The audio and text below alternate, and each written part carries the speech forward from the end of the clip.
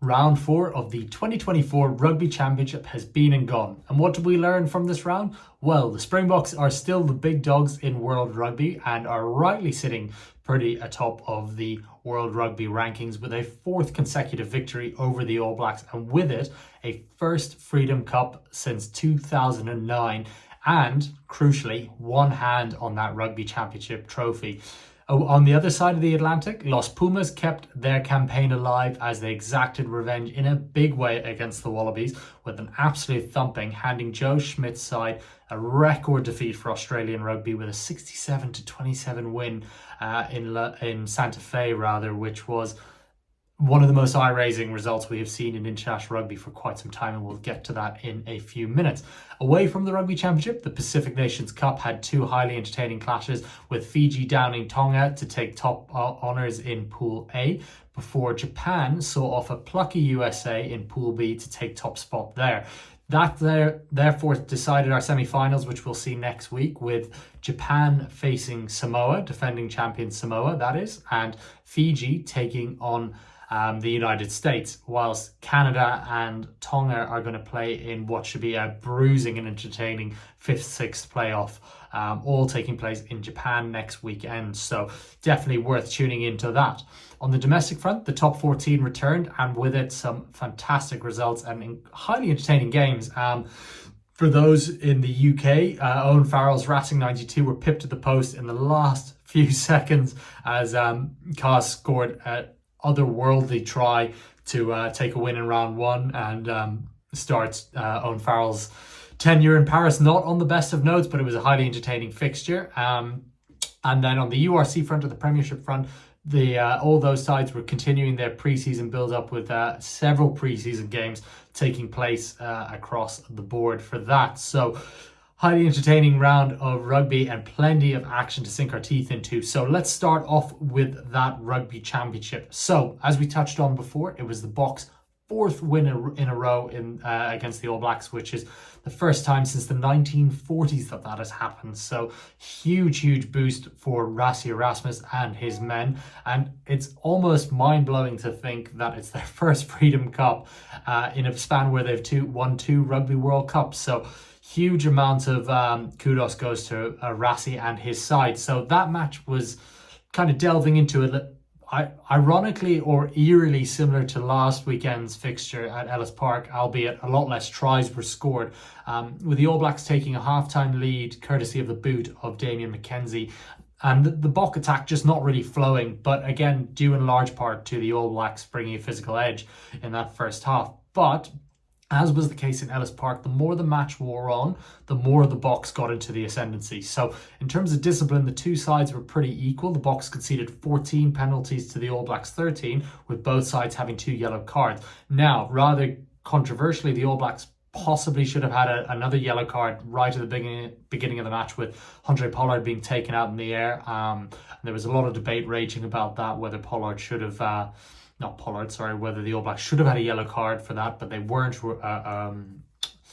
hammered for that one on that side of things. So in the end, it was 2 yellow cards apiece on that front. But again, this Bok team, what they do so well is they just grow into a contest. Now, the bomb squad obviously are highly heralded, and even when it's not a 6-2 or 7-1 split, they just bring so much impact off the bench. And you could really see that with the Boks having 65% of the possession for the final 10 minutes, and the All Blacks really struggling to contain them. Now, going back to their first try, Sia Khaleesi's beautifully worked piece throughout there, starting with a bit of magic where Cheslin Colby sprinted in, took the ball off Malcolm Marks at the last second, threw into the line out, hit his marker. Now this allowed the Boks to have 8 of their forwards straight away around the maul getting ready to go. Now the All Blacks did very well to bring that maul down and hold them off, but by that point, the Boks then had plenty of numbers in the outfield, and Khaleesi capitalised to get that first try. It was a really great, innovative piece of thinking,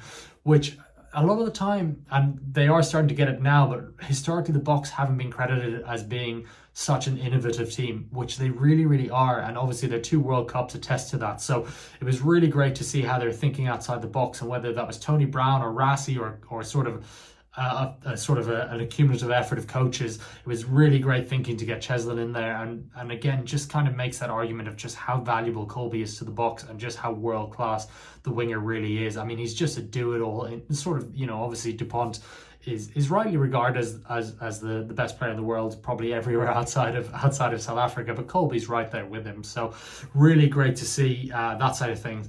Then the Malcolm Marx try, which sealed the match, really sealed the deal. Was just pure power, a really well set maul, really great timing by Marx when he broke away. Interestingly, Sevu Reece could be seen almost arguing with the ref or trying to, claim something was happening, and he looked a little bit distracted, and it wasn't a great outing for Reece as overall. He was one of the yellow cards for the All Blacks, and actually he was quite fortunate not to have a red card in that side of things, but Marx timed it perfectly, still super powerful, got right in for that try. Now, there's obviously been questions about Marx, who's endured a lot of injuries over the last few years, whether he's as dynamic as he was at his peak. I think it's probably fair to say he's not, but he's just such an intelligent player. That was all down to timing, and then obviously he backed his strength to get over the line and really seal it. Now, the All Blacks still had a penalty opportunity, and they went for a line out, and guess who? Peter Steph du Toit made the steal, and that sealed the deal right at the end for the Boks in what was a really impressive and telling performance. For the All Blacks, there's a few concerns, namely their inability to get impact off the bench in a way they used to. As the Boks rolled on, their bench, you could see their tempo going up, their power going up, their meters post contact going up. Whereas when the All Blacks started taking off their starters, their performance began to dip. So they didn't get that impact that you would historically associate with an All Black bench, in what was really a concerning sign for Scott Robertson's side. When we look at other key takeaways from that side of things, Damien McKenzie, who's a phenomenal player, having seen him live on a few occasions, the guy is a magician. He's fantastic, a really great player. But what seems to be missing at the moment with him is that he doesn't seem to get the best out of those around him. For whatever reason, it just doesn't look quite right, and the All Black attack isn't clicking. Now, whether that's McKenzie or the system that the All Blacks are trying to run, I mean, far more experienced people than myself will be able to tell you on that front. But McKenzie just does not seem to be able to get his centres over the gain line. Doesn't really seem to be all that much of a line-breaking threat himself, which is bizarre given his style of play. And seems to be almost taking on too much. When you look at the penalty shots at goal, he was taking on the long-range shots despite Jordy Barrett clearly having a bigger boot and better accuracy from that sort of range. So there just seems to be a bit of muddled thinking in the All Black setup at the moment, and doesn't seem to have clarity that you would normally associate with the All Blacks. Case in point on this is that the Boks missed a whopping 37 tackles, and historically the All Blacks would absolutely have punished them for that. Now, I know that the Bok rush D means that perhaps that missed tackle stat isn't quite as important because you got guys coming out of the line hard, causing opposition to make mistakes, and someone else is covering for them, and that goes down as a missed tackle. But 37 missed tackles in that point, All Blacks teams of the past would have capitalized and scored and punished the Boks for that. But credit to the Boks, their cover D and their scramble D was phenomenal, as it always is. I mean, they were able to get right back into covering up any sort of half breaks that the All Blacks had, and holding them to 0 tries is almost unheard of. And of all the venues in South Africa, Cape Town's the one they've historically enjoyed the most, the All Blacks. So really great for the Boks to get a win at that incredible stadium, that Cape Town stadium, where the DHL Stormers obviously play their rugby, was great for Rassie Erasmus and his team, which started with a bang with that incredible fly over, that pass over. If you haven't seen it already, you definitely check it out on that side of things. For the Boks, quite a few interesting takeaways. Andre Pollard versus Sasha Feinberg and Ngoma is the big talking point at 10 at the moment. For me, Sasha's the future and he's the present. I mean, he brings a huge attacking element to the gain line, which was evidence. He came off the bench today and he was made the second most meters in the Boks. He's just got that spark about him. Andre, ice running through his veins. He's a match winner. He's won 2 Rugby World Cups. His goal kicking is still by far the best in the Boks squad. Sasha's a good goal kicker, but he's got a long way to go to get up to Pollard's level of consistency and nailing the ones that count. So you can see that there's two different styles. From a playing style, Pollard brings a bit more control. It looks a bit calmer. He kind of relies on his pack. He gets the forwards going, where Sasha brings the back line into things a little bit more. He's more of a running threat himself. And if they're looking to really commit to a wide game under Tony Brown, then Sasha's clearly the man for that. But what it does show is that it's just an abundance of riches in South African rugby at the moment, with the two players offering such contrasting styles. You can kind of pick and choose depending on who you're playing, or Rassi can rather. And having Sasha on the bench as an impact option is also, great. And then, don't forget Manny Lebok. His goal-kicking woes have obviously seen him drop way down the pecking order, but the guy's a phenomenal attacking option, and certainly not to be discounted on that side of things. Same with, Sia Masuku is a great goal kicker for the Sharks, and he'll get a chance at some point, even with his elevated age, for a rookie, if you are, as well as, there's several other options knocking about with, Jordan Hendricks has got his first cap this year, which was an interesting left field option. But at the moment, Pollard and Feinberg and Ngomazulu, Sasha Feinberg and Ngomazulu, are the two main men in the 10 channel, and it gives the Boks a lot of versatility on that side of things. The other big positive, obviously, the bomb squad. There's very few sides in the world that can live with it. At the moment, probably Ireland and France. I would imagine England, as they get more time on the board, will get a bit better and possibly be able to handle it. But the All Blacks don't have the horses to do it. The Wallabies certainly don't. We don't know about the Pumas yet, but we'll find out when they face off over these next two rounds. So the big takeaways from that, again, a little recap, is that Pollard brings control but lacks that cutting edge of Weinberg and Ngomazulu for the Boks. Positive for them is that you've got the bomb squad.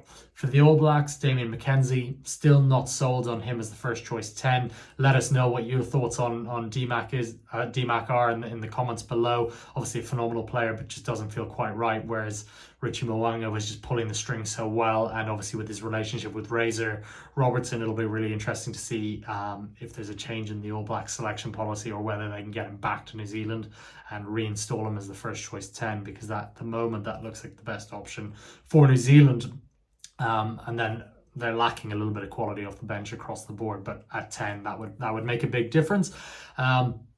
Positives for the New Zealanders, they really did go toe to toe with the Boks for 65 minutes, really 70 minutes. They just couldn't withstand that power game, but they did show that they can front up. They just need more depth to be able to take on the Boks. So it'll be really interesting to see how New Zealand rugby develops over the next year under Razor, and don't count the All Blacks out just yet, but from my mind right now, they're firmly behind the Boks. They're firmly behind Ireland, albeit obviously they knocked Ireland out in the Rugby World Cup.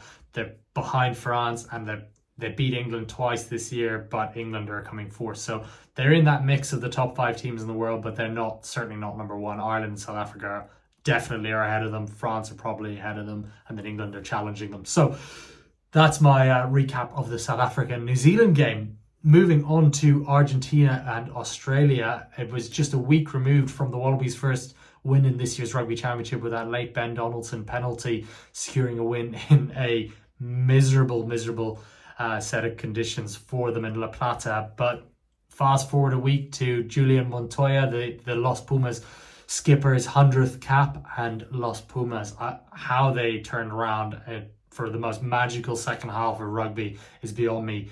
Australia led this one at the break by 3 points, and they were looking good. Ben Donaldson was on form. He was pulling strings. I mean, his vision was fantastic. His kicking was great. Marika Corabetti was everywhere, all over the park. Andrew Kellaway scored a superb try and was all over the park for them, as was Max Jorgensen, who is a hell of a talent that Australian rugby cannot afford to lose to the NRL, a la Carter Gordon and Mark Nwanganasi, who, to add a bit of insult to injury, are taking the NRL by storm and look like real deals there. So hopefully Rugby Australia down the line can get those two back. But back to the match in Santa Fe. The Wallabies will probably be most disappointed by the fact that they just looked like they almost gave up and switched off in the last 10-15 minutes. They conceded 4 tries in the final 10 minutes, which Joe Schmidt will just find unacceptable. And it's one of those ones that's going to sting them for a long time.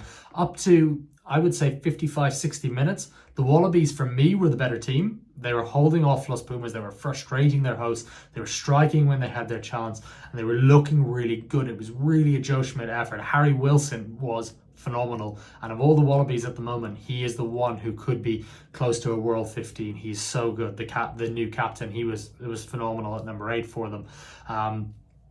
But Los Pumas made a couple of interesting changes at the break, notably bringing on Santi Carreras at fullback and shifting Juan Cruz Malia to the wing.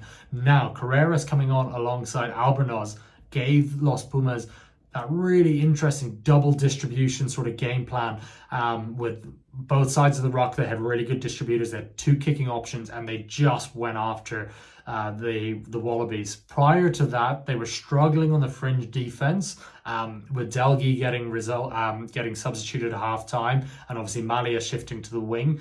That really shored things up because both wings were exposed. I mean, Mateo Carreras, who was phenomenal in attack and exploded after 20 minutes, he was exposed in the beginning of the games when the Wallabies were really kind of working down his channel. He missed 2 tackles and really was found wanting in Andrew Kellaway's try, which was a piece of moment of brilliance from Ben Donaldson and Max Jorgensen to get Kellaway away. That's quite a word salad. But it was, Dan Carreras' wing. That's Mateo Carreras.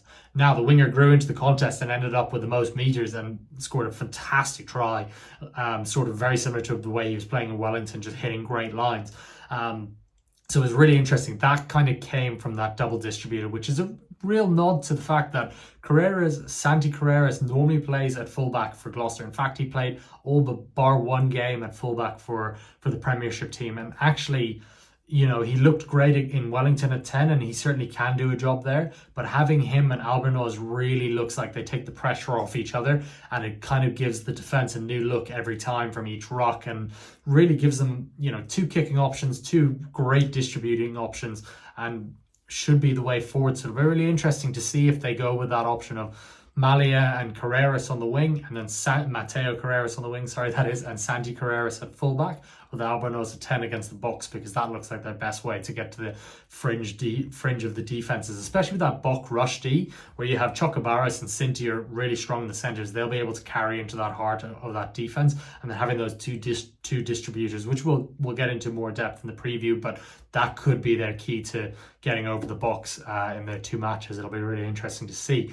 For the Wallabies, it's really back to the drawing board for Joe Schmidt. I mean, when you concede 67 points, as ridiculous as it sounds, it almost feels like you need to just park the bus and forget about that one. That was such an anomaly. I mean, they're a week removed from winning, and then to concede 4 tries in that final 10-minute span was just unacceptable at test level, and it's going to sting, and so it should for this group of players. But I saw an interesting comment, funny enough, on Facebook, so shout out to whoever wrote this. If they have enough conviction, you've got to remember that the Springboks lost, I believe it was 59-0 to the All Blacks. If the Wallabies have enough conviction and they want to get it right, does not mean that Australian rugby is dead. They can come back. There are talented players there. Jorgensen's talented. He's flying along, and he's only 20 years old. Kellaway's great form. Donaldson's doing really well. Noah Lolasio's looked quite good so far. So, Harry Wilson, there's a lot of good players coming through. They just need to nurture them. Whether they can get a result against the All Blacks, you wouldn't bet against them at home actually being able to turn the All Blacks over. But again, we'll get to that in the preview at some point. But that was a very disappointing result for them. Now, moving on to the key stats, starting with scrum half Gonzalo Bertrano for Argentina. He was phenomenal. His passing game was off the charts. He had his team going forward. But defensively, the scrum half put in double-digit tackles, many of which were out in the wider channels, and he ended up with 2 turnovers for arguably, I would say, his best performance in a Argentina jersey to date, as were a lot of other players. So looking at the key stats on this one, let's go through this. Juan Cruz Malia ended up with the most carries, 21 carries, and he ended just a fraction short of 100 meters on 93. He scored 2 tries on that. He had, believe it was 3 offloads, multiple line breaks. He was phenomenal throughout the match. So the Toulouse star is really, really world class and looked more comfortable on the wing than he did at fullback. So when they shifted him across, looked much better. Topping the meters made, Mateo Carreras ended up with 118 meters for a really great return. Whilst Marcus Kramer ended up with 16 tackles as the top tackle tackler for Los Pumas in a match where outside of the first 45 minutes they didn't do all that much tackling. So the back row had a great game, as did his counterparts in the back row, with Pablo Matera being an absolute monster, and Juan Martin Gonzalez operating a number 8 as a brilliant distributor between the forwards and backs. He's just a great link player who looks so comfortable in the wider channels. For the Wallabies, Andrew Kellaway topped the carries with 14 and meters made with 101. Again, one of his best performances for the Wallabies in what was a really weird game to assess. While Carlo Tizzano topped the tackle charts once again with 18, he's been a hell of a find for the Wallabies. Again, another one of these bright sparks that they can build around in the forward pack. They really do have some good bedrock there. So Wallaby fans, don't lose hope just yet. They are going to go the right way. You've got the right coach in place and you've got plenty of good players coming through. Key takeaways for me: Los Pumas love a dry pitch, but they can't seem to play in bad weather. It looked, from what the commentators were saying, it was 30 degrees Celsius. It was a dry pitch. It looked fantastic. Lovely surface there. And the Wallabies, the Pumas rather, play such an up-tempo game. So really interesting how the contrast between the two on that side of things. The dual playmaker role, as we've kind of gone into detail with over there, that looks like the way forward for Felipe Conzapomi's side. Having those double distributors, having the two kicking options, it just gives so many different looks to the defense and feels like the right option for Los Pumas going forward. For the Wallabies, hate to say it, but they just gave up in that final 15 minutes. There was no work rate, no effort, just soaking tackles, missing tackles. It was just no good, and was obviously reflected in the scores. But if you're looking for positives, they look brilliant for 50 minutes. There is positives there for the Aussies to take forward, and World Rugby needs a strong Australia. So that was my recap of the Rugby Championship. Don't forget, FloRugby, if you're living in the United States or any US territory or Canada, we have the exclusive rights for the Rugby Championship, the BKT United Rugby Championship, the Top 14, Super Rugby, NPC, Curry Cup, and many, many more great games, college games, and various different events. So make sure you check out our streaming packages. Please leave some comments with feedback. How did you see the round playing out? We'd love to hear your feedback on that. So leave some comments on this video. Please like, subscribe, share. It's all very much appreciated. And enjoy the rugby. Thank you very much for tuning in.